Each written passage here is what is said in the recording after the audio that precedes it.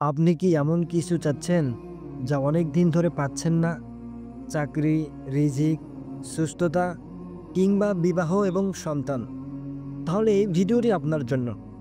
আজ এমন একটি গোপন আমল বলবো যা করলে আপনি যা চাইবেন তাই পাবেন ইনশাল্লাহ। একজন ভাই 4 বছর চাকরি খুঁজে পাচ্ছিলেন না। সব দিক থেকে চেষ্টা করেও কিছু হচ্ছিল না। একদিন এক বুড়ো হুজুর তাকে বললেন, তুই নামাজের পর এক আমল কর, দেখবি কি হয়। তিনি নিয়ম করে আমলটি শুরু করেন। 21 দিনের মাথায় তিনি একটা ভালো চাকরি পান, এমন জায়গা থেকে যা তিনি কল্পনাও করতে পারেননি। এই আমলটি হচ্ছে আল্লাহর দুটি নাম দিয়ে দোয়া। ফজর ও এশার নামাজ পর ৭০ বার পড়বেন, ইয়া ওয়াহাবু, ইয়া রাজ্জাক। এরপর আপনি যা চাইবেন সেই দোয়া করুন। শুধু মুখে না, হৃদয় দিয়ে বলুন, আল্লাহ দেখেন আপনার কান্না, আপনার মন। কুরআনে আল্লাহ তাআলা বলেন, আমার কাছে দোয়া করো, আমি কবুল করব।